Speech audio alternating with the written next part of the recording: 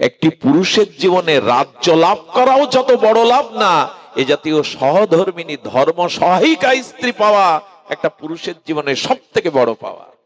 পুরুষের সম্পদ হলো এমন একটা স্ত্রী পাওয়া। আত্মাকে সাজাবার বস্তু একমাত্র সাধু সঙ্গেই পাওয়া যায়। শুদ্ধ আত্মা পরিশুদ্ধ হয়ে ওঠে এই সাধু সঙ্গে। এই জন্য রুচি আনুন। এই রুচি যদি না আসে তাহলে জানবেন ভক্তি অপরাধ এবং পাপের দ্বারা অন্তরায় হয়ে যাচ্ছে। এটি সাধারণ না, বৈকুণ্ঠে হরিকথা নাই, স্বর্গেও হরিকথা নাই, একমাত্র এই পৃথিবী মণ্ডলে সাধু সঙ্গ বা হরিকথা আছে। গৃহীতে থাকিয়া যার হয় ভাবোদয়, সেই সে পরম সাধু জানিও নিশ্চয়। দেখুন, একটি ভুল প্রচার মাঝে মাঝে আমাদের মাঝে প্রচারিত হয় যে গৃহে বা সংসারে থেকে ভজন সাধন হয় না, কিন্তু কথাটি ঠিক নয়। সংসার ভক্তির বাধক নয়, সংসার ভক্তির সাধক। সংসার কখনো ভজন সাধনের বাধক নয়, বরঞ্চ সাধক।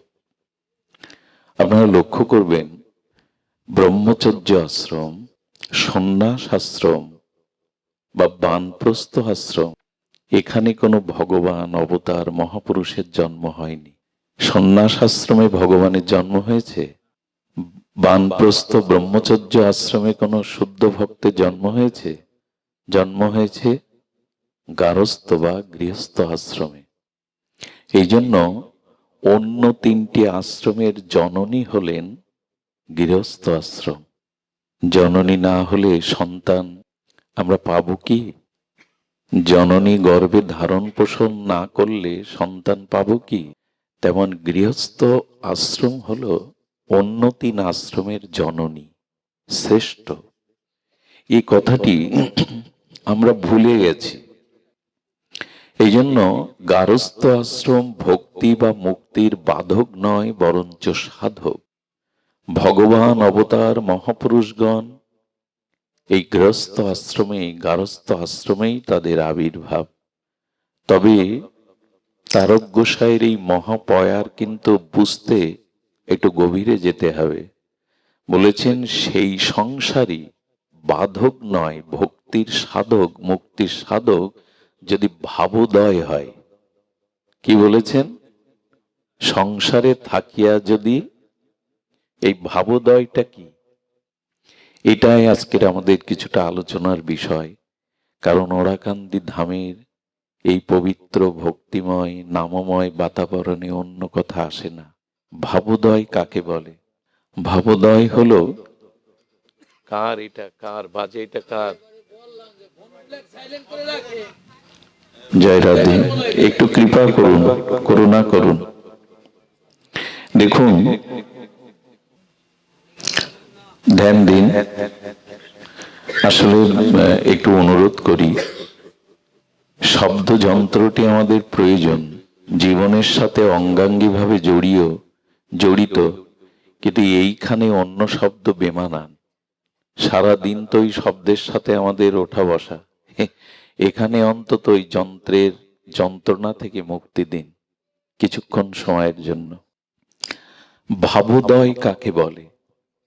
দেখুন, প্রেম ভক্তি আমাদের সাধ্য বস্তু, প্রেম ভক্তি আমাদের সাধ্য বস্তু।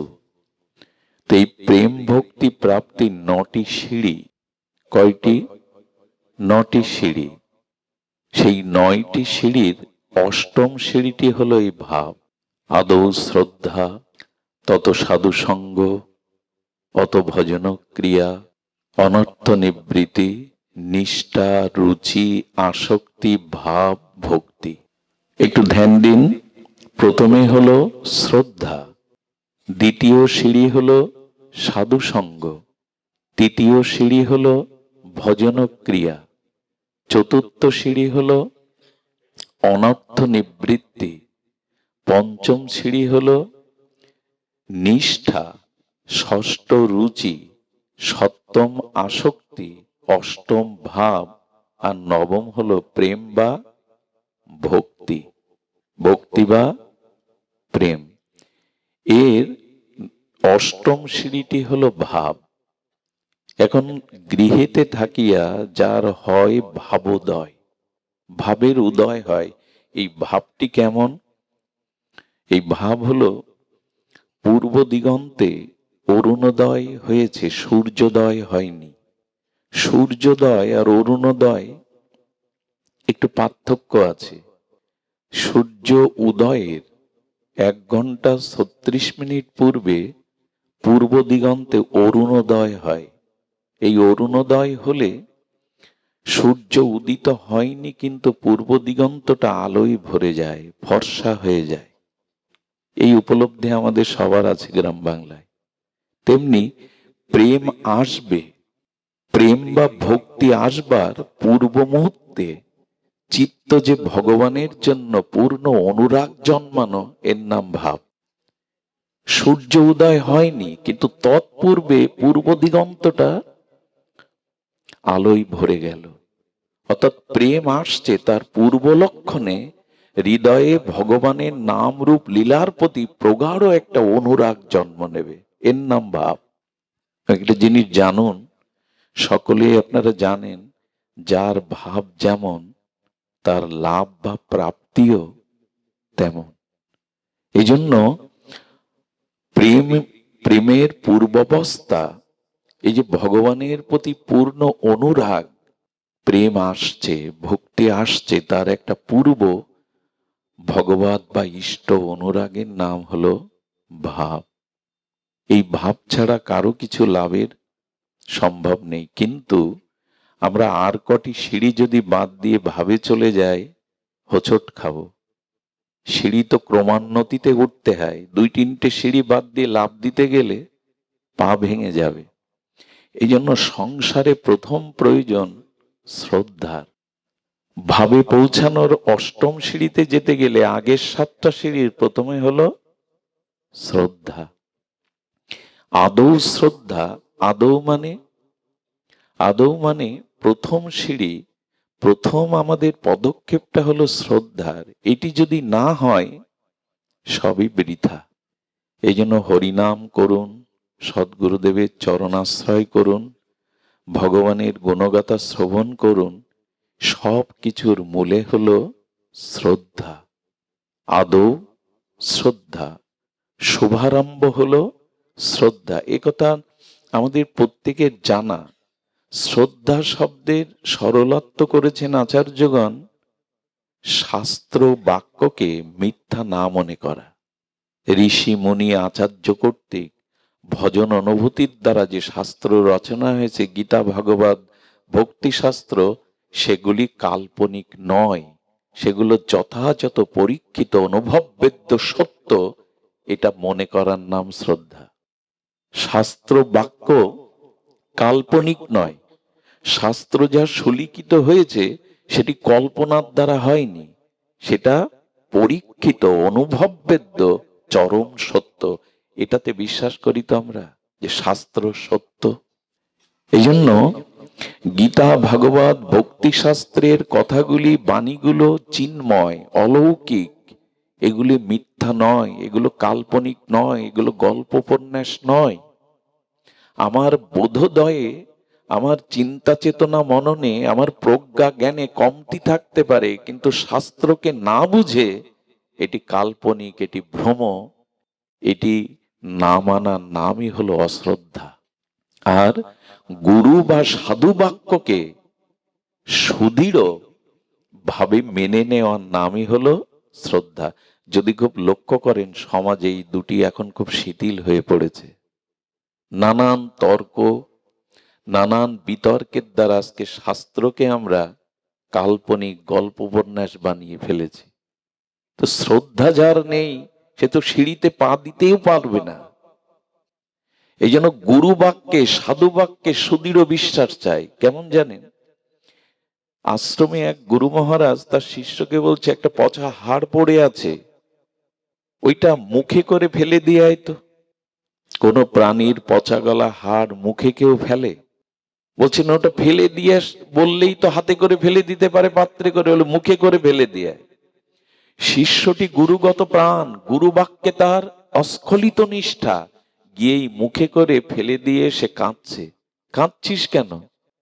জীবনে অনেক চিন্ময় গন্ধ, অনেক আস্বাদ্য বস্তু জিহ্বায় দিয়েছি, কিন্তু যে প্রসাদ আপনি ফেলে দিতে বললেন তা ফেলবার জিনিস না, এক চরম আস্বাদনতে লেগে রয়েছে, আমি ভুলতে পারছি না। তার মানে কি বোঝা গেল? গুরুদেব নিষ্ঠা শ্রদ্ধা দেখতে চেয়েছিলেন। ওই যে একবার দিতে বলছি কেন জানেন? একজন বলেছে অভ্যাসটা অনেক দিনের তো সহজে হবে না।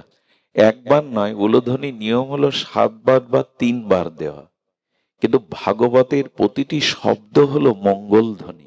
এই কথাগুলি কথা নয়, ভগবান আর তার বাণী বা তার লীলা এগুলি অভিন্ন। তো কি হয়েছে? ধ্যান দিন। এই জন্য ভগবানের মহাদিব্য বাণী যখন শ্রবণ হয়, তখন একবার দিলে হয় কি, ওই বাণীটা বাদ যাতে পড়ে না যায়। এটাও তো মঙ্গল ধ্বনি, ওটাও মঙ্গল ধ্বনি। এই জন্য কেউ ভুল ব্যাখ্যা করবেন না, এই বেটা একবার কেন বলতে বলে। আসলে হরি কথাটা যাতে কর্ণপুট হতে বাদ না যায়। ধ্যান দিন, একবার দিলেই শোভনীয়। তো কি বলা হলো যে গুরুদেব তাকে দেখলেন, তার শ্রদ্ধাটা কেমন। এক গুরুদেব শিষ্যদের শ্রদ্ধাকে পরিমাপ করবার জন্য বললেন, ব্যান্ডেজ করেছেন পায়ে। আমার একটা মহা বড় ফোড়া হয়েছে রে, এটা পুজ রক্ত হয়ে গেছে। শিষ্যরা সব উদ্গ্রীব, প্রভু কোন ডাক্তার, কোন ঔষধ কার কাছে নিয়ে যাব বলুন। বলে এটা আমার প্রারব্ধ, এটা কোনো ডাক্তারে ঔষধে সারবে না, এতেই আমার মৃত্যু লিখিত। সবাই তখন বলছেন, গুরুদেব কোনো উপায় নেই? গুরুদেব বললেন, একটা উপায় আছে। এই ফোড়ার পুজ রক্ত পোকাকে চুষে যদি কেউ সেবন করতে পারে কোনো শিষ্য, তাহলে সারতে পারে। 5 মিনিট পরে দেখলেন একজন ছাড়া ওখানে কেউ নেই। শ্রদ্ধাটা আমরা মুখে বলি, এটা আসলেই আমাদের আছে কিনা? ভাব তো অনেক দূরে, ওটা অষ্টম স্তরে। আগে তো আদৌ শ্রদ্ধা। এক সরল 23 বছরের যুবক বলছেন আর কাঁদছেন, গুরুদেব এই সেবার ভাগ্য আমি পাবো? এই দেখুন, গুরুপতি শ্রদ্ধা, এই সেবার ভাগ্য আমি পাবো? বললেন, কি তুই এই পুজো রক্ত চুষবি? বলে, এর থেকে বড় সৌভাগ্য আমার জীবনে আর আসেনি। আজকে আমি সরল, লেখাপড়া জানি না, একরকম মূর্খ, আকাট মূর্খ, যদি আপনার এই সেবা করতে পারি। আসলে গুরুদেব পর্দাটা খুলে দিলেন। ও চোষণ করতে করতে 1, 2, 3 বার যখন চোষণ করেছেন, অষ্টসাত্ত্বিক প্রেম ভাবে ও ভাবিত হয়ে গেছে। অষ্টসাত্ত্বিক প্রেম ভাবে দুলছে, কখনো হাসে, কখনো কাঁদে, কখনো ধুলায়। ওই যে অষ্টসাত্ত্বিক ভাব এলে যে লক্ষ্য নয়, কণ্ঠ রুদ্ধ হয়ে গেছে, নয়নে অশ্রু বাষ্প সজলিত হয়ে গেছে, কখনো হাসে, কখনো কাঁদে। ভাবাবেশে শ্রীগুরু শ্রীগুরু বলতে বলতে বাইরে দাঁড়ানো অন্য শিষ্যরা বলছে, তুই কি ওই পুজ রক্ত পোকা পান করেছিস? ওটা পুজ রক্ত নয়, ওটা অমৃত রস। সেই রস পান করে আমার হৃদয় যেন কেমন হয়ে গেছে। এই হলো শ্রদ্ধা গুরু বাক্যে। গুরু কাউকে পুজ রক্ত পান করাবেন? আমরা বুঝতে পারি না। আমরা আমাদের শ্রদ্ধাটা আজ অটুট নাই। এই শ্রদ্ধা জানেন, আমাদের এক গুরু মহারাজ, এটা মুরারি মোহন দাস বাবাজি মহারাজ বলতেন যে শ্রদ্ধা কাকে বলে। এক গুরু মহারাজ, তিনি বললেন, দেখ রে, আমার গায়ে কুষ্ঠ বেরিয়েছে, এটা আমার প্রারব্ধ। আর কুষ্ঠ যার গায়ে বেরোয়, তার ভগবত পূজা অর্চন এগুলির অধিকার থাকে না। তো আমি কাশিতে গিয়ে বাস করব, তোমরা তোমাদের মতো জীবন গঠন করো, ভজন করো। এক শিষ্য বলে বসলো, প্রভু আমাকে চরণ ছাড়া করবেন না, আমি আপনার চরণের দাস হয়ে জীবন যৌবন সমর্পিত করেছি, আমাকে সাথে নিন। কি বলবো আপনাদের, দীর্ঘ 1 বছর তিনি কাশীতে জঙ্গলের মধ্যে কুঠির করে গুরুদেবের জন্য ভিক্ষা করে রন্ধন করে সেবা করাতেন।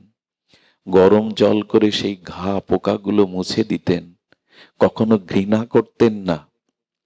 গুরুদেবের শিয়রে থেকে তাকে বাতাস বিজন করতেন, গুরুদেবের চরণ সেবা করে তাকে তন্দ্রা বা নিদ্রার জন্য সুখ দিতে চেষ্টা করছেন।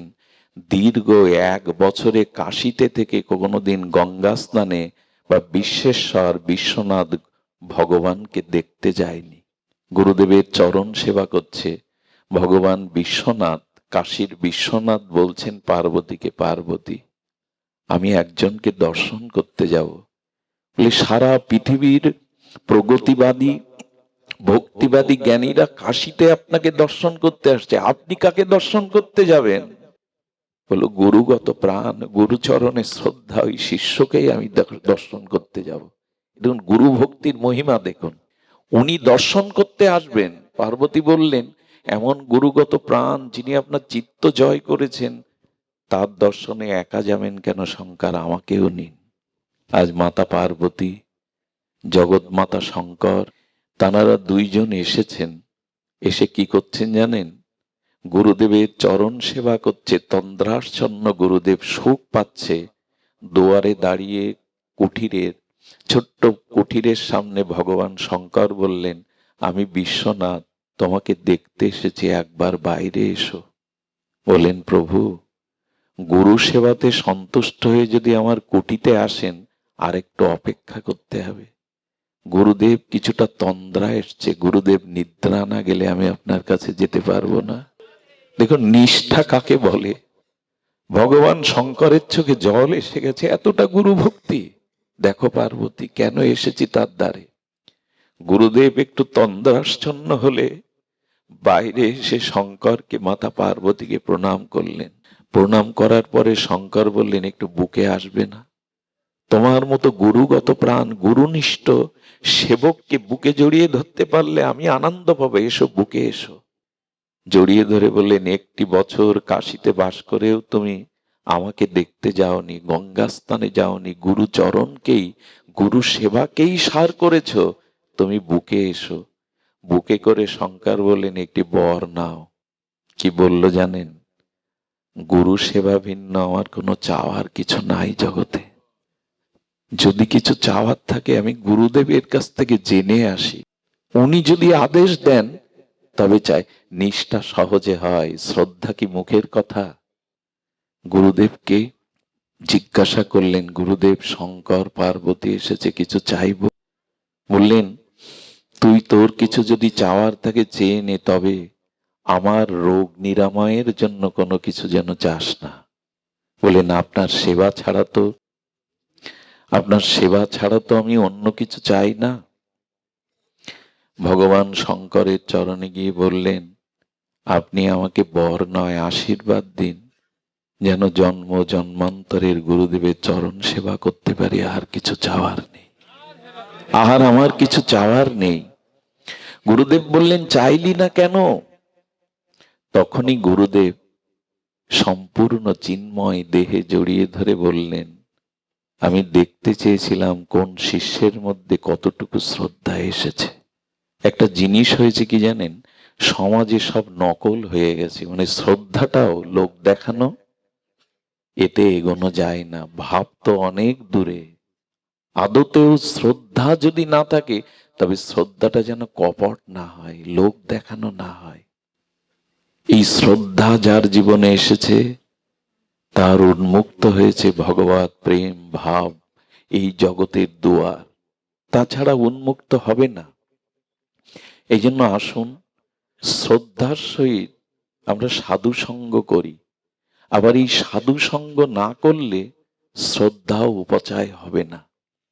সাধু সঙ্গ থেকে শ্রদ্ধা আসবে, শাস্ত্রীয় শ্রদ্ধা, আর শ্রদ্ধা থেকেই সাধু সঙ্গ আসবে। এই শীতার্ত পৌষের রজনীতে এই কঠিন শীতকে উপেক্ষা করে যারা এসেছেন হরিকথা সাধু সঙ্গে, তাদের অনেক জন্মের শ্রদ্ধা সঞ্চয় আছে, না হলে আসেননি আপনারা। এমনি আসা যায় না। বহু জন্মের শ্রদ্ধা সঞ্চিত আছে আপনাদের, না হলে এখানে আসতেন না। এই গৃহ আনন্দ ছেড়ে, বিনোদন ছেড়ে, আহার বিহার ছেড়ে এই শীতের পৌষের শীতের রজনীতে এভাবে মাটিতে বসতেন না। এটা বহু জন্মের সাধু সঙ্গকৃত শাস্ত্রীয় শ্রদ্ধা আপনাদের আছে। সাধু সঙ্গ কাকে বলে জানেন? খুব মার্মিক কথা হলো, আজকে যখন এখানে এসেছেন, এই সাধু সঙ্গ হরিকথার পরে যখন ফিরে যাবেন, তখন আপনি একটা অন্য মানুষ হয়ে যদি ফিরে যেতে পারেন, তার নাম সাধু সঙ্গ।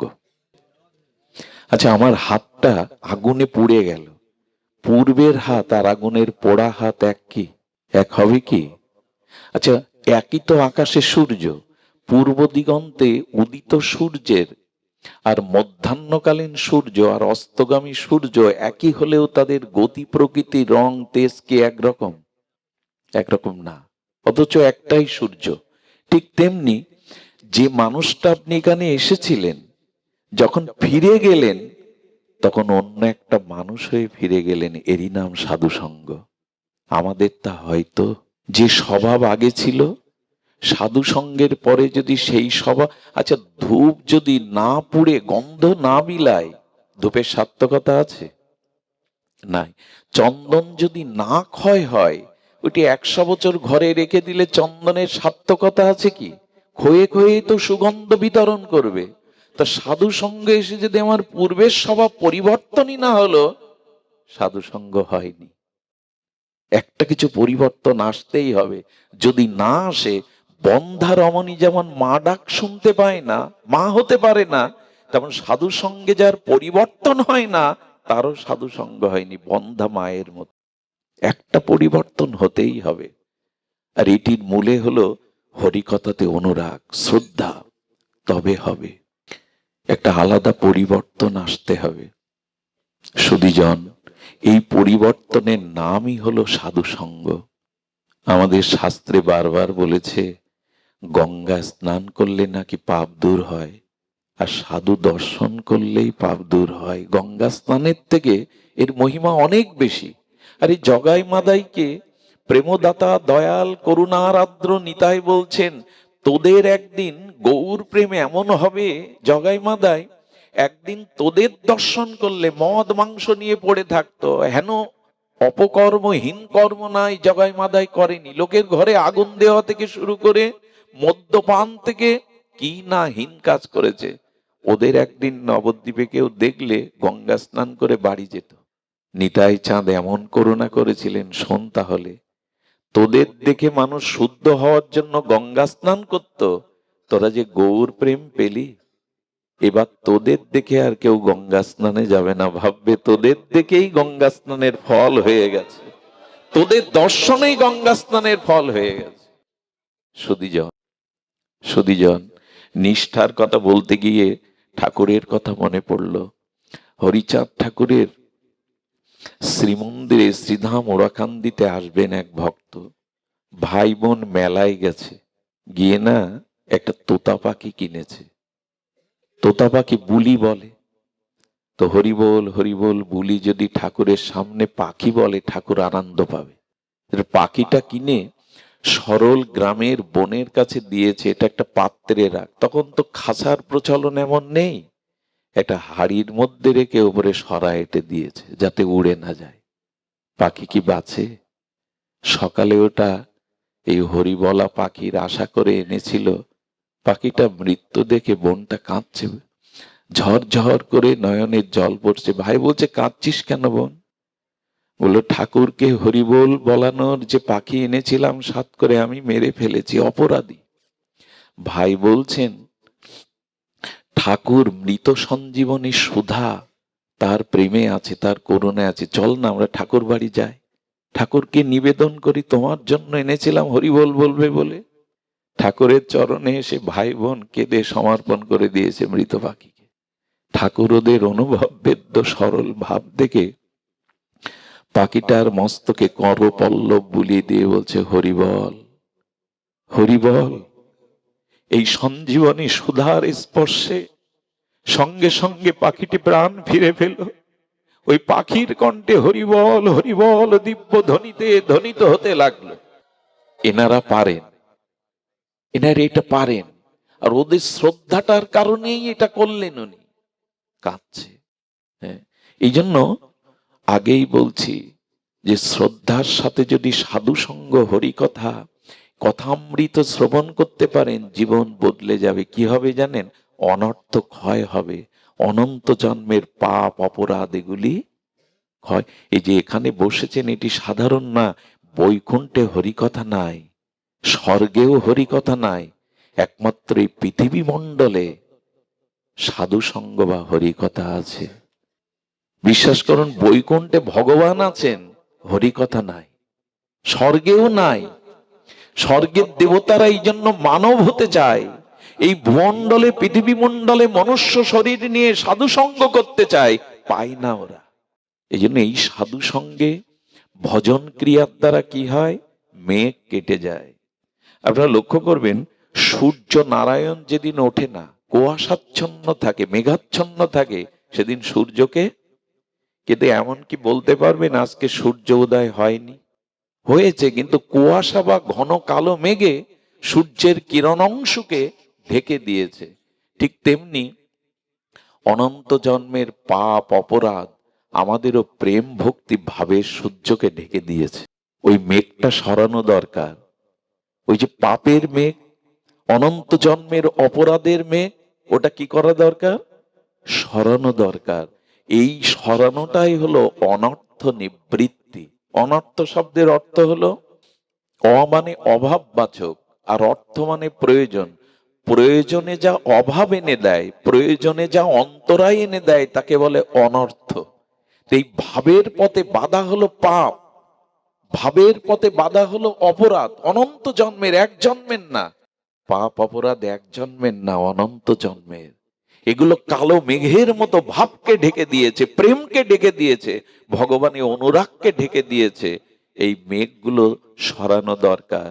এই ভজনের দ্বারাই, কেবল সাধু সঙ্গ হরি কথা হরি ভজনের দ্বারাই কেবল এই মেঘ, ঝড় আসলে কি হয়, প্রবল ঝড়ে মেঘগুলো, তো যেদিন হরি নামের হরি কথার সাধু সঙ্গের প্লাবনের ঝড় আসবে, সেদিন এই অনর্থ নিবৃত্তি হয়ে যাবে, অনর্থ নিবৃত্তি হয়ে যাবে, হয়ে যায়। কিন্তু বিশ্বাস করি আমাদের সাধু সঙ্গে হরিকথা যে পাপ ক্ষয় হয়, অনর্থ নিবৃত্তি হয়, এটা আমাদের তো বিশ্বাস করা দরকার। এটি হয়। চন্দন ঘর্ষণ করলে ক্ষয় হবে, তেমনি। তবে যদি আপনি নিজের সমীক্ষা করতে চান, আচ্ছা আপনি 2 বছর 5 বছর 10 বছর 20 বছর ধরে সাধু সঙ্গ করছেন, আপনার পাপ ক্ষয় হয়েছে কিনা বুঝবার একটা উপায় বলি।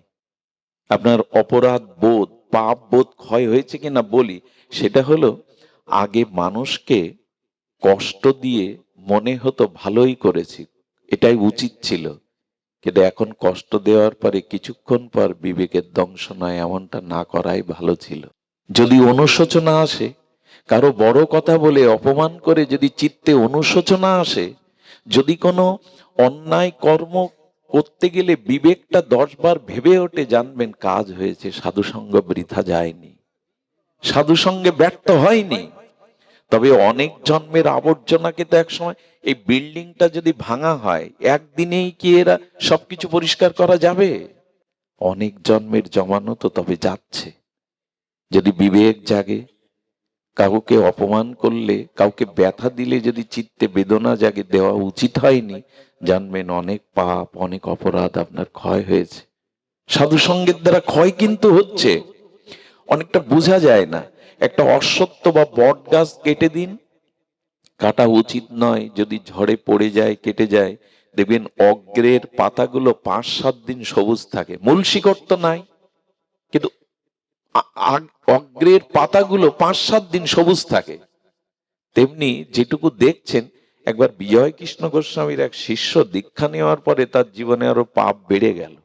ঠাকুরের কাছে গিয়ে বললেন, আপনার মন্ত্র পেয়েছে, আপনার মতো সদ্গুরুদেবের চরণাশ্রয় পেয়েছে, ওর পাপ বেড়ে গেল। বলল, পাপ বেড়ে গেছে, কিন্তু পাপ বেশি দিন থাকবে না, ক্ষিপ্রম ভবতি। বলছেন সাধুরেব সামন্তব্যম, ওর খুব দ্রুত চিত্ত শোধন হয়ে যায়। বলে পাপগুলো যে দেখা যাচ্ছে সাক্ষাৎ, একটা অপূর্ব দৃষ্টান্ত দিলেন। জঙ্গলের পাশে এক কাঠুরিয়ার বাস, বনে কাঠ কেটেই তার জীবিকা নির্বাহ হয়, কিন্তু বনের গভীরে যান না, বাঘ ভাল্লুক হিংস্র সাপাত সংকুল জন্তু জানোয়ার আছে তো, বাইরে শূকর দেখতে পান, বানর দেখতে পান, মাঝে মাঝে হরিণ দেখতে পান, বাঘ দেখতে পান না, হিংস্র জন্তুগুলো দেখতে পান না। হঠাৎ করে একদিন দেখছে যে গভীর জঙ্গল থেকে সব ছুটে ছুটে বেরিয়ে আসছে বাঘগুলো, ভাল্লুকগুলো।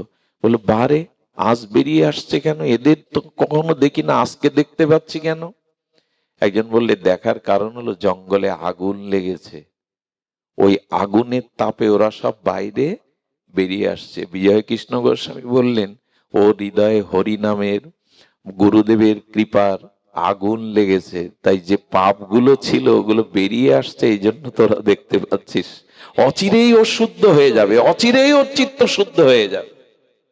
মাঝে মাঝে দেখবেন সাধু সঙ্গ করেন, দীক্ষা নিয়েছেন, অথচ পাপ বোধটা মাঝে মাঝে খুব জেগে যায়। ভয় পাবেন না, ওগুলো বেরিয়ে যাওয়ার। আচ্ছা, ঘরের মধ্যে যে ব্যক্তি ছিল আপনি দেখতে পাচ্ছেন না, কখন দেখতে পাবেন? যখন দরজা দিয়ে বেরিয়ে যাবে। ভয় পাবেন না। মাঝে মাঝে পাপ, মাঝে মাঝে অপরাধ বোধ গুলো জাগতে পারে, সেই সময় নামের আশ্রয় নেবেন। আমি একটা কথা বলি, মনে কখনো যদি কোনো কাম পাপ এই বোধ জাগে, রাধারানীকে ডাকার দরকার নেই, গোবিন্দকেও ডাকার দরকার নেই, সব কাজে ওদের ডেকে লাভ নেই। কোন শুদ্ধ মহাপুরুষ বা ভক্তকে স্মরণ করবেন, যারা নাম নিষ্ঠ, যারা আচরণ নিষ্ঠ, শুদ্ধ হৃদয় ভক্ত, ওদের স্মরণ করবেন। কেমন হবে জানেন? ওই দুগ্ধটা বর্তনে উদলে পড়ে যায় না মা কড়াই থেকে, দু চার ফোঁটা জলের ছিটে দিলে কি হয়? ওই আগুনের তাপে দুগ্ধপত্তন, দুগ্ধটাও স্মিত হয়ে যায়।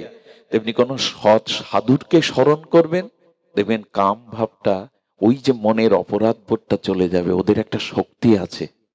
অনেকেই প্রমাণ চান শক্তিটা কেমন। আচ্ছা, বিকাশের নাম্বার এখান থেকে টাকা পাঠালে আপনার কাছে যাবে না? তো একটা যন্ত্র যদি টাকা পাঠানোর ক্ষমতা রাখে, সাধুকে স্মরণ করলে ওইখান থেকে কৃপা আসবে না? এটা কেমন জানেন? একবার এক উত্তরপ্রদেশের রাজা আমাদের এক সিদ্ধ বাবাকে দেখতে গেছেন নবদ্বীপে। এখন রাজা এসেছে, তো লোক সবাই বলছে আমাদের বাবাজি মহারাজের দর্শনের জন্য আজ রাজাধিরাজ সম্রাটগণ আসছেন। রাজা আসার সাথে সাথে সাধু বাবা কি করেছে জানেন? হাতে একটা পাঁচু নিয়ে, যা যা বেরিয়ে যা বেরিয়ে যা, তাড়াচ্ছে। যে রাজার এটা সহ্য হয়? আমি এলাম, পাঁচুনি তেড়ে আমাকে তাড়াতে আসলেন। উনি খুব কষ্ট পেয়ে অপমান বোধ করে চলে গেলেন। ওনার শিষ্যদের বললেন, এই ব্যবহারটা কি ওনার উচিত হয়েছে? উনি হেসে বললেন, আমি রাজাকে তাড়াইনি, ছাগল তাড়িয়েছি। বলে, তার মানে ওখানে তো কোনো ছাগল ছিল না? বলে, এখানে না, আমার হাতে রোপণ করা রাধা মাধবের তুলসী একটি বৃক্ষ ভক্তি দেবীকে রচনা করেছিলাম, ওটা ছাগলে এসে মুড়িয়ে দিচ্ছিল বৃন্দাবনে, তাই তো এখান থেকে তাড়িয়ে দিলাম। এটা হবে তো? নবদ্বীপ থেকে বৃন্দাবনে ছাগল মুড়িয়ে দিচ্ছে তুলসী গাছ, এখান থেকে তারা, ওদের পক্ষে সম্ভব? রাজা এইটা পরীক্ষা করবার জন্য ওই সময় বৃন্দাবনে লোক পাঠালেন, ঠিক অমুক সময়ে অমুক স্থানে দেখো তো কোনো ছাগল তুলসী গাছটা মুড়িয়ে দিয়েছে কিনা। দুধ পাঠিয়ে জানলেন টুকু একই সময়ে ছাগল এসে তুলসী গাছটা মুড়িয়ে দিয়েছে। চরণে এসে পড়ে হলেন, ধন্য আপনাদের দূরদৃষ্টি। এটা ওরা পারে, এটা ওরা পারে। আপনার আমার থেকে পাখির দৃষ্টি অনেক দূরে যায়, জানেন তো? সম্পাতি হনুমানকে বলেছিল, আমি সীতাকে অশোক কাননে দেখেছি 400 ক্রোশ দূরে। পাখির দৃষ্টি 400 ক্রোশ দূরে যায়, আপনার আমার যায় তো? যাবে না। কিছু কিছু ক্ষমতা ঈশ্বর তাদের কৃপা শক্তি দিয়েছেন। এই জন্য মনে কোনো পাপের চিন্তা উদয় হলে শ্রী গুরুদেবের মুখখানা চিন্তা করবেন, কোন শুদ্ধ ভক্তকে স্মরণ করবেন। সবখানে রাধারানীকে ডাকা লাগবে না, ওই মহৎ তার ভজন অনুভূতি দিয়েই। আমরা তো বিশ্বাস করতে চাই না। একবার দুর্গা পূজায় গুরুচাঁদ ঠাকুর গিয়েছিলেন। গুরুচাঁদের চরিত্রটা ভালো করে দেখবেন। গুরুচাঁদ ঠাকুর, আমরা তো মায়ের পূজা দেখতে যাই সেজে গুজে হই হুল্লোড় করে খাওয়া দাওয়া করে প্যান্ডেলে প্যান্ডেলে ঘুরে বেড়ায়। গুরুচাঁদ ঠাকুর গিয়ে বলছে, মা তুই না জগৎ জননী, তুই না প্রকৃত মা, আদ্যা শক্তি শক্তির, দে মা জগৎকে জানিয়ে দে তুই মাটি নন, তুই মাটি নস, তুই প্রতিমা নস। কি ঘটেছিল জানেন? গুরুচাঁদ ঠাকুর মায়ের স্তনে মুখ দিয়েছিল আর তার থেকে দুগ্ধকরণ হয়েছিল। পারবেন তো? ওরা পারে। ওরা মাটির মধ্যে সেই চিন্ময় শক্তিকে জাগরণ করাতে পারে। এটি সাধনার দ্বারা সম্ভব, এটি সাধনার দ্বারা সম্ভব। এই জন্য বলছিলাম, সাধুগণের শরণাপন্ন হন। সাধু সঙ্গ ছাড়া প্রেম ভক্তি পাওয়ার দ্বিতীয় কোনো উপায় নাই। এই জীবনের সব থেকে বড় পাওয়া তুলায়াং লাভে না পিনা সার্গাং না পুনর্ভবম ভগবত সঙ্গী সংঘর্ষ মর্তম নাম কিমতা আশিস। স্বর্গ মোক্ষ প্রাপ্তির কাছে সাধু সঙ্গ অনেক অনেক উচ্চস্তর কক্ষায়। মোক্ষ প্রাপ্তির থেকে, স্বর্গ প্রাপ্তির থেকে আরো মহান প্রাপ্তি ক্ষণকাল যদি কারো শুদ্ধ সাধু সঙ্গ হয়ে যায়। এটি একমাত্র পথ। এই বর্তমান ক্ষয়ষ্ণু স্খলিত সময়ে সাধু সঙ্গ ছাড়া কোনো উপায় নাই। আর একটা কথা বলি, যার সঙ্গ যেমন তার রঙ্গও তেমন। যে যার সঙ্গ করে তার রঙ্গটা, তার ভাবটা তার ভিতরে রোগ ব্যাধির মতো সংক্রামিত হবে। দয়া করে সঙ্গ করতে গেলে নিজের থেকে অনেক ধাপ উপরে অনুভবী, চরিত্রবান, নিষ্ঠাবান সাধুর সঙ্গ করুন। আপনার সমান যারা, তাদের সঙ্গ করলে এগোতে পারবেন না, ওই জায়গায় দাঁড়িয়ে থাকবেন। আর আপনার থেকে যারা মানসিকতায় ভজনে এক ধাপ নিচু, তাদের সঙ্গ করলে আমি লিখে দিতে পারি আপনি এক ধাপ পিছিয়ে পড়বেন। এই জন্য আপনার থেকে যারা ভজন বেশি করে, যাদের চিত্তে অনুরাগ আছে, শুদ্ধ হৃদয়, তাদের সঙ্গ করুন, আপনি অনেক পথ এগিয়ে যেতে পারবেন। শুদ্ধ সাধু সঙ্গই, এরপরে অনর্থ নিবৃত্তি, এরপরে নিষ্ঠা আসবে, নিষ্ঠার পরে রুচি আসবে। রুচি কাকে বলে জানেন? ক্ষুধাকে রুচি বলে। এই দেখুন, ওই যে ভাবে যাচ্ছি তো আমরা, এক একটা সিঁড়ি বেয়ে যাচ্ছি, তো তার একটি হলো রুচি। এই রুচি মানে ক্ষুধা। দেখুন, বহুদিন জড়গ্রস্ত রোগীর পিত্তদোষে দুষ্ট হলে খাদ্য ভালো লাগে তো? খেতে ভালো লাগে? তিতো লাগে। কিন্তু যার জঠর অগ্নি জ্বলছে, ক্ষুধা প্রবল, তার কাছে খাদ্য দিলে কেমন লাগে? আচ্ছা, এখানে খাদ্যর কি পার্থক্য আছে, না দুই ব্যক্তির রুচির পার্থক্য? একটু কথা বলুন, পার্থক্যটা কিসের? খাদ্যে তো পার্থক্য নাই, একই খাদ্য, একজনের রুচি হচ্ছে না অথচ ক্ষুধা আছে। রুচি নেই কেন জানেন? অনেক দিনে জড়গ্রস্ত ব্যক্তির পিত্তদোষে দুষ্ট জিহ্বা, খাদ্য তার কাছে রুচি নাই। যখনই দেখবেন হরিকথাতে ঘুম পাচ্ছে, ভগবানের কথায় চোখে জল আসে না, ভগবানের কথা শুনে হৃদয়টা গলে না, তখন জানবেন আপনার রুচি নেই। অনেক জন্ম এই অপরাধে পাপে রুচি আসেনি এখনো। ক্ষুধার্ত ব্যক্তির সামনে খাদ্য, আস্বাদ্য খাদ্য দিলে সে রুচিতেই খায়, ক্ষুধাতেই খায়। আরো দাও, আরো দাও। তেমনি ভগবানের নাম, ভগবানের কথা, সাধু সঙ্গ আরো যেন পায়, আরো যেন পায়, নিত্য নিরন্তর যেন পায়। এই ভাব যখনই আসবে, জানবেন আপনার রুচি এসেছে, রুচি এসেছে। এই রুচির আজ বড় অভাব, এই রুচির আজ বড় অভাব। নামে রুচি, মহাপ্রভু বলেছেন, নামে যেন রুচি আসে। রুচি মানে ক্ষুধা, আরো নিত্য নিরন্তর যত পান করা যায়, নিত্য নিরন্তর যেন ক্ষুধা আরো বেড়ে যায়। একটা আশ্চর্য দেখ, 3 বেলা ভোজন করতে অরুচি আসে না আমাদের, ভজন করতে অরুচি আসে কেন? এর মধ্যে এমন কেউ নাই, আজকে কোনো উপবাস না, এমন কেউ নাই যে আমরা 2 বেলা আহার করি 3 বেলা, মানে ভোজন করি 3 বেলা, ভজন 1 বেলাও করি না কেন? বলে রুচির অভাব, ক্ষুধা নাই। হরিদাস ঠাকুর বলেছিল, নামামৃত বিনে যদি খায় অন্ন পানে, তবু ভক্তের দুর্বল জীবন। জানো প্রভু, ভক্তরা অন্ন, জল, সবজি পেলেও, রুটি সবজি অন্ন পেলেও নিজেকে দুর্বল ভাবে, কারণ হরিনাম তো হয়নি। অন্নামৃত পেলে, অন্ন অমৃত পেলে তবু ভক্ত দুর্বল মনে করে, কারণ নামামৃত তো পান হয়নি, আত্মার খাদ্য তো দেয়া হয়নি। এরে বলে রুচি, আত্মার খাদ্য তো দেয়া হয়নি। এই জন্য আত্মা যে না খেয়ে খেয়ে শুকিয়ে মরতে বসেছে, কঙ্কাল হতে বসেছে, তাকে দিবেন না খাদ্য? এই হরি নাম, হরি কথাই হলো আত্মার খাদ্য, যেটা এখন দিচ্ছেন আপনারা। এই দিচ্ছেন বিদায় এখন কোনো কারো মনে অসৎ চিন্তা বিকার এগুলো আসছে না। এগুলো আত্মা, আর কত দেহকে সাজাবেন, আত্মাকে সাজান। হরিকথা হরি নামে আত্মাকে সাজান। আত্মা সুন্দর করতে না পারলে, আত্মা তো সুন্দর, কিন্তু আপনার রুচি আসক্তি ভগবত ভজনের দ্বারা আত্মাকে পরিপাট করুন। সব ঘরে গিয়ে দেখুন দেহ সাজাবার বস্তু, আত্মাকে সাজাবার বস্তু একমাত্র সাধু সঙ্গেই পাওয়া যায়। শুদ্ধ আত্মা পরিশুদ্ধ হয়ে ওঠে এই সাধু সঙ্গে। এই জন্য রুচি আনুন। এই রুচি যদি না আসে তাহলে জানবেন ভক্তি অপরাধ এবং পাপের দ্বারা অন্তরায় হয়ে যাচ্ছে। রুচি বাড়ান। আমার কি মনে হয় জানেন, মাঝে মাঝে খেদ ওঠে। প্রথম দিন দীক্ষা পাওয়ার পরে গুরু মন্ত্রটা যে শ্রদ্ধায় রুচিতে জপ করেছিলাম, আজ 5 বছর পরে জপ করতে গেলে ওই রকম প্রথম দিনের মতো আসক্তি আসে না। তার মানে ভক্তি বাড়েনি, রুচি বাড়েনি, কমেছে। কমেছে। রুচি কেমন জানেন, হরিদাস ঠাকুরের প্রসাদ পাচ্ছে না 3 দিন। হরিদাস ঠাকুর কোনো প্রসাদ, গোবিন্দ দাস আনে আর ফিরিয়ে দেয়।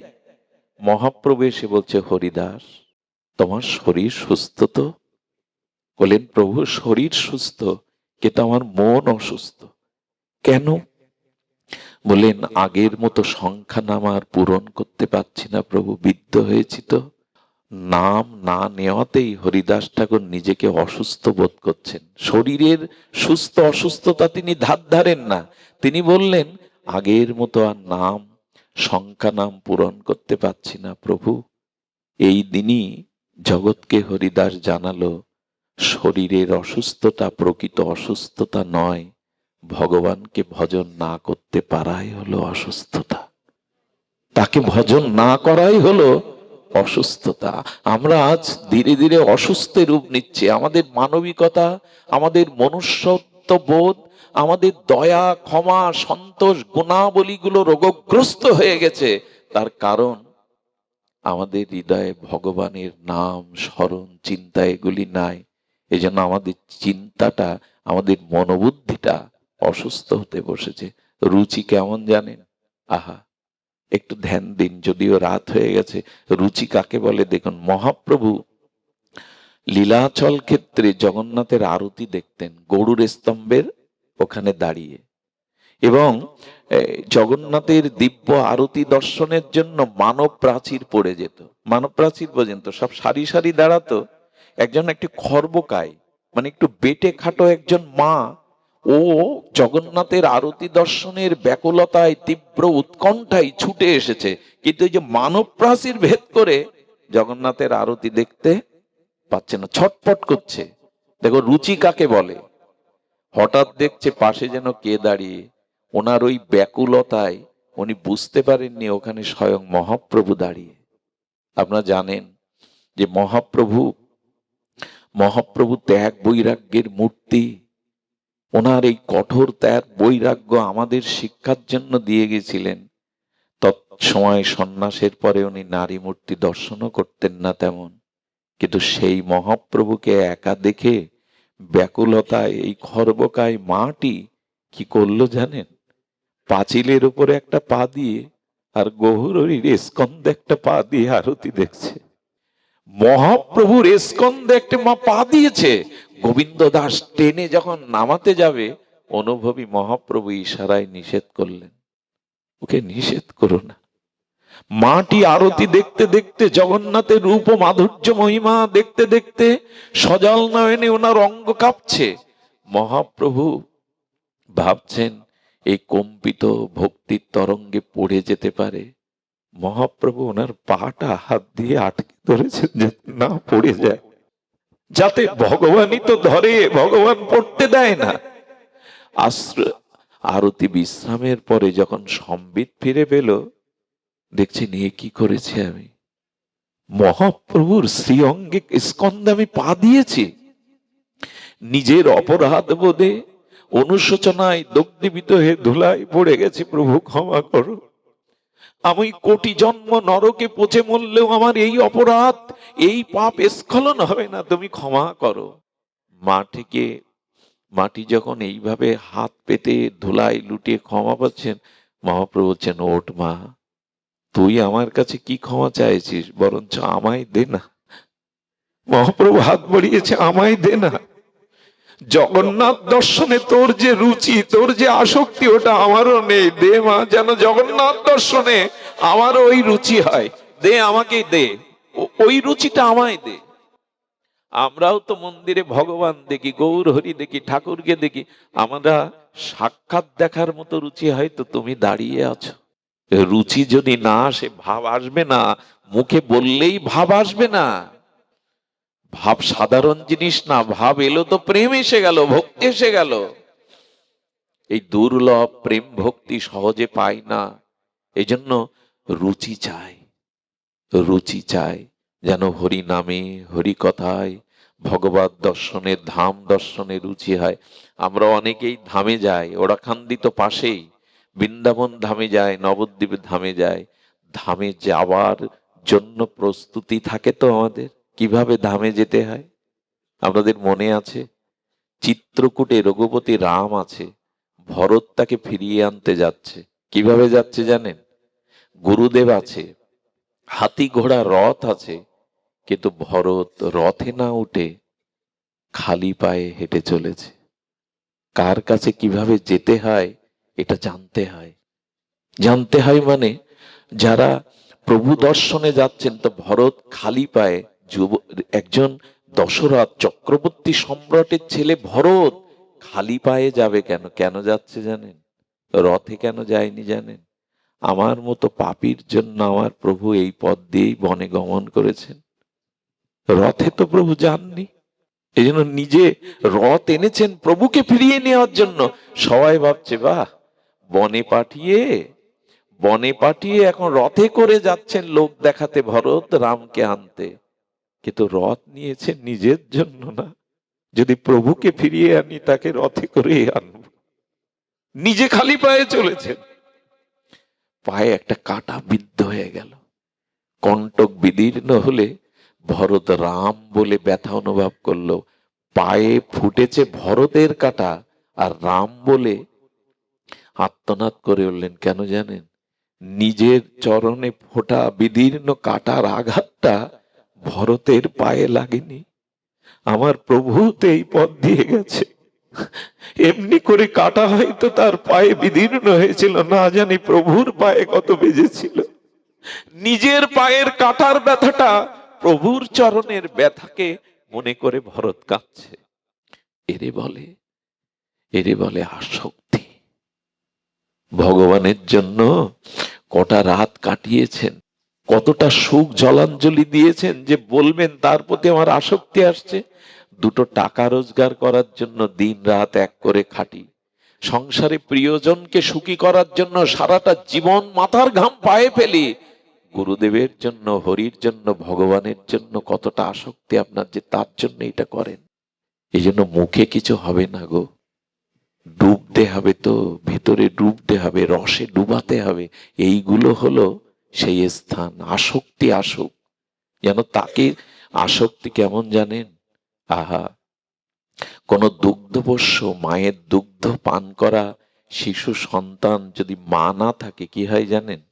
যখন কাঁদতে থাকে চিৎকার করে, অন্য মায়েরা, তাদের হৃদয়ে তো দয়া আছে, বাৎসল্য আছে, অন্য মায়েরা এনে কোলে নেয়, কিন্তু কান্না থামে কি? কেন থামে না? তারও তো বুক আছে, তার বুকের স্তনে দুগ্ধ আছে, থামে না কেন জানেন? কোলে উঠেই বুঝতে পারে, এ তো আমার গর্ভধারিণী মা নয়, এ তো আমার মা। অন্ধকারের মধ্যে যখন নিজের গর্ভধারিণী বুকে নেয়, মায়ের বুকের স্পর্শ পেয়ে সন্তান বুঝতে পারে এই আমার মা। কান্না থেমে যায়। যতক্ষণ মাকে না পায়, ততক্ষণ তার কান্না থামে না। এই হলো আসক্তি। তার কোলে না উঠলে, তার চরণে না গেলে জীবন ব্যর্থ, ব্যথা ঘুচবে না। এই আসক্তিটা জাগান, আসক্তিটা জাগান। কবি রাধারানীর চরণকে এইভাবে আসক্তিতে। আমি এক মা শিক্ষিকা, তিনি কি করে জানেন? স্কুলে যাওয়ার আগে তার বিগ্রহকে, রাধা মাধবকে আবার পথ থেকে এসে দেখে যায়, 2-3 বার এসে দেখে যায়। এর নাম একটা আর একবার দেখি না তার মুখবদনটা, আর একবার দেখি না। ঠাকুরের বিগ্রহগুলো, ছবিগুলো ঠাকুর ঘরে রেখেছি, জাল পড়ে গেছে, ধুলা পড়ে গেছে। আপনার সন্তানের গায়ে মুখে ধুলা লাগলে ওইভাবে ফেলে রাখতেন? ঠাকুর ঘরে দিয়ে দেখুন, ঠাকুরের বিগ্রহগুলোতে মাকড়সার জাল পড়ে গেছে। একে আসক্তি বলে না। সন্তানের মুখে ধুলা লাগলে মা এসে মুছিয়ে দেয়। যেদিন ওরকম মনে হবে আমার ঘরে সাক্ষাৎ ঠাকুর আছেন। আসক্তি দরকার, আসক্তি দরকার।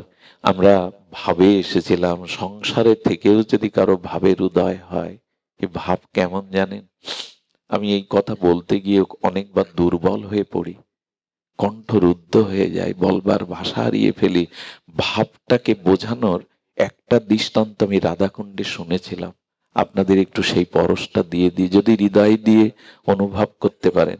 ভাব কেমন জানেন? এক দম্পতির সন্তান হয় না, 12টা বছর দেবতার মন্দিরে মন্দিরে মন্দিরে দেবতার আরাধনায়, ভগবানের আরাধনায় মাথা খুঁটে 12 বছর পর একটা সন্তান পেয়েছে। 12 বছর পরে বলুন তো, সেই হারানো না পাওয়া মানিক পেলে মায়ের কতটা মমতা আসে।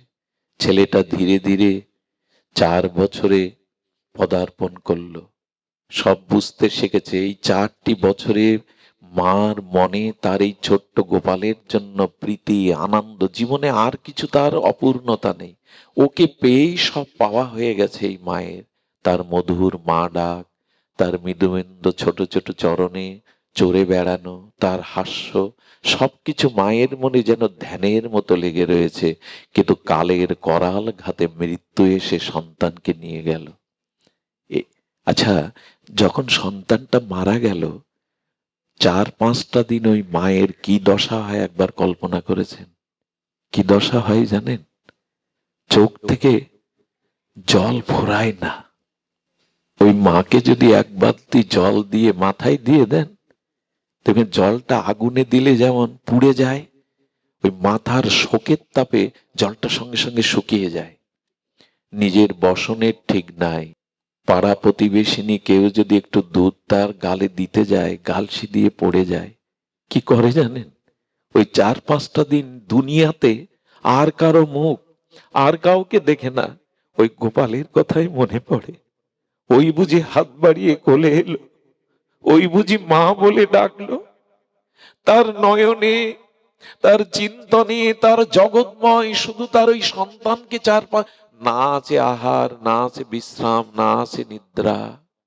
ওই ওই একটু কল্পনা করুন না, 4-5 দিন ওই মায়ের কি, ও ঠিক আমরা বুঝবো না। ওই যে দশাটা, এরে বলে ভাব। নিত্য নিরন্তর তার বিরহে অমনি যখন হবে, জগৎময় যখন তাকে দেখব, জগৎময় যখন তাকে খুঁজে বেড়াবো, তুমি কোথায়? তুমি কেন দেখা দিচ্ছ না? তুমি তো আছো কাছে। এরই নাম ভাব। ওই মায়ের যে কটা দিন যে দশা হয়, এর থেকে দৃষ্টান্ত আমার কাছে আর নাই। এরে বলে ভাব। শুধু বাইরে দেখানো নয়, আসর মাতানোর জন্য নয়, ভেতরে ওরকম ভাব আসতে হবে। সংসারে থেকে ভাব আসতে গেলে একটা কঠোর কথা বলি, স্বামী স্ত্রী যে সংসার শুরু করেছেন, এই ভাব আসার পথে প্রথম সহায়ক হলো স্বামী স্ত্রীর মধ্যে সংযম থাকতে হবে। এই দেখুন, এই যে গৃহেতে থাকিয়া যার হয় ভাবোদয়, এই কথাটি তারক গোসাইয়ের সাধারণ পয়ার নয়। এই কথাটিকে যদি খুব মূল্যায়ন করেন, দেখবেন সংসারে স্বামী স্ত্রীর মধ্যে যদি কাম ভাবের থেকে ভগবত ভাব বেশি থাকে, সেই সংসারই ধন্য। সব সংসার ধন্য নয়। ভাবের উদয় হলেই তবে ওই সংসার শ্রেষ্ঠ। আর যদি কামের উদয় হয়, ওই বুলি বলে আওড়ানো যাবে না যে সংসার ধর্ম শ্রেষ্ঠ। কার সংসার ধর্ম শ্রেষ্ঠ? যেখানে কামের উদয় নাই, ভাবের উদয় আছে, প্রেমের উদয় আছে। কাম তো সবকিছুকে গ্রাস করে নেয়, কাম সবকিছুকে শেষ করে নেয়। যে স্বামী স্ত্রী বিছানায় বসে 2 ঘন্টা হরি কথা আলোচনা করে, এদের দ্বারা ভাব সম্ভব, এদের দ্বারা সম্ভব। স্বামী স্ত্রী বিছানায় বসে যদি সাংসারিক কথা, কামনা বাসনার কথা না বলে হরিক কথাতে কাটাতে পারে 1-2 ঘন্টা, তখনই সম্ভব। এ কথা কাকে বলবেন?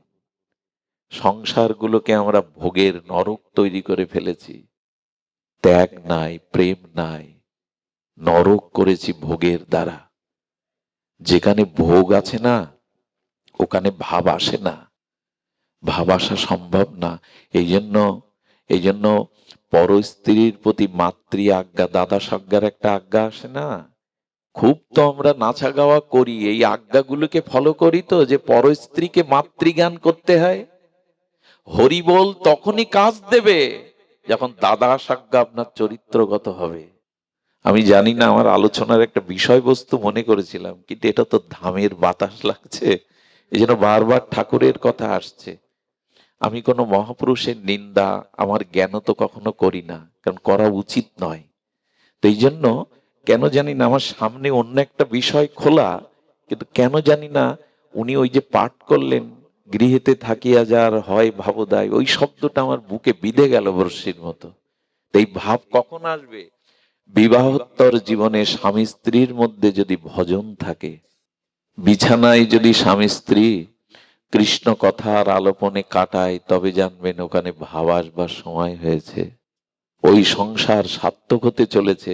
কিন্তু আমরা তো সেই শিক্ষা নেইনি, আমরা তো সেই পথে যাই না। অভিশপ্ত কাম আমাদের পুড়িয়ে, কামকে আগুন বলা হয়, সব পুড়িয়ে দেয়, সব পুড়িয়ে দেয়।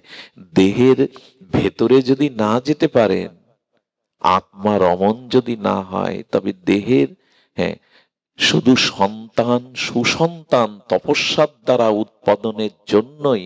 দেখুন আমাদের ধর্মে স্ত্রীকে কি বলে জানো মা? তোমরা জানো, কিন্তু তোমাদের আবার বলছি, স্ত্রীকে বলে ধর্মপত্নী। আমাদের বেদের ভাষায় স্ত্রীকে কি বলে?